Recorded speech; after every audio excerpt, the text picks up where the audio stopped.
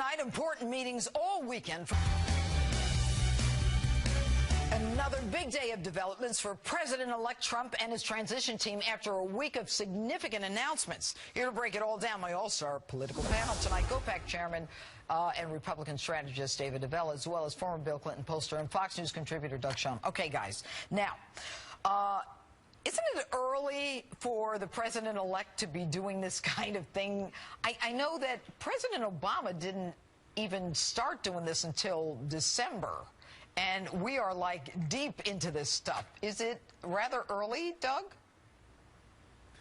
Look, I think given that we are a divided country, it's all to the good that he's moving quickly. My concern and hope is that he focuses on what he said in his victory speech, which is bringing the country together and appointing a wide diversity of people with different opinions. Okay, I'm not suggesting it's not good. I'm saying that it's fantastic the guy's going to work. Nobody goes to work this fast. No disagreement. Okay, and David, now when Doug says diversity, let's talk about the fact that, you know, we've got the president-elect basically doing interviews in front of the cameras. It's not like people are bringing in people through, you know, the side doors, or this guy's bringing in his pal. The president is showing how open he is, how big his tent is, by bringing in some of his biggest critics, like the team of rivals, you know, from Lincoln. What do you think of that? When you know who you want in your cabinet, you can make decisions pretty quickly. And President Obama doesn't have a single person in his cabinet that doesn't share his fundamental belief on the issues. And it is absurd to think that somehow Donald Trump should be held to a different standard. In fact, you think about the criticism that's of Mike Pompeo right now. It used to be liberals would say that the gold standard was you had to graduate from Harvard. Mike Pompeo does that. They criticize him. So now their standard must be if you graduate from Harvard and you push the progressive agenda, then you're okay. That's why Donald Trump shouldn't worry about pleasing Senate Democrats all the time to make sure they're approving of his picks. Okay, Doug, is graduating from Harvard a negative now? I'm not real clear on that one. Look, I went to Harvard and Harvard Law School, so I'm not going to attack my heritage, though I did attack President Obama on this show. To me, the issue is really a big tent. It's not holding Trump accountable or attacking progressives. It's we're one country, one agenda, which is that of the United States of America. And I hope my good friend David recognizes this is not about partisanship. It's about our future. Let me ask you this. It's not, but Doug, no, it's not. But Doug, who in President Obama's cabinet doesn't share his fundamental beliefs on the issues? Do we care about President Obama? Let's keep moving forward. Let's not look in the rearview mirror anymore. Now, let's talk about what is happening with the president-elect. I'm hearing about this guy that I'm very impressed with. I want to know more about him, this General Mattis, 4-star, 2 tours in, I believe, in Iraq, or in the Gulf anyway.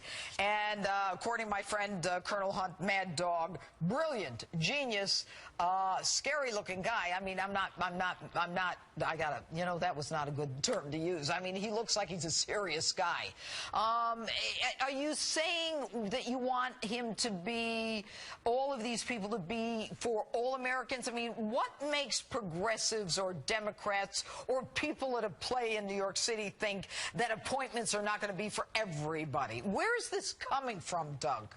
It's coming when you have people, however talented and qualified they may be, who all are conservatives. If you remember, Bob Who do you want him to pick? A socialist like Bernie Sanders?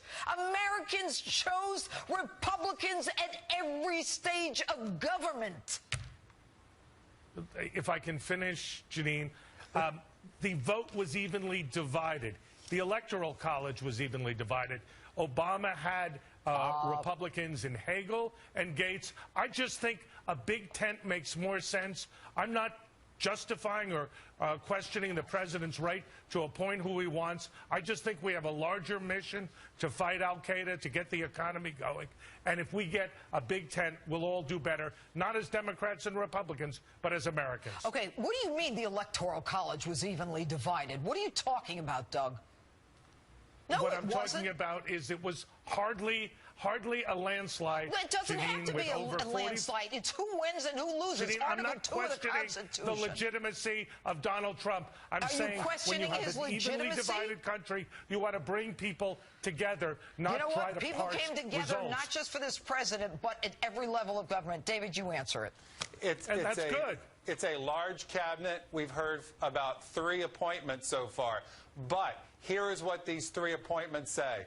Donald Trump is taking very seriously Americans' personal security and safety, and that is one of the reasons why he was elected. Okay, let's talk about, I want to go to the DNC now. They're talking about this guy Ellison to head the DNC. The Democratic Party's in a tailspin, Doug.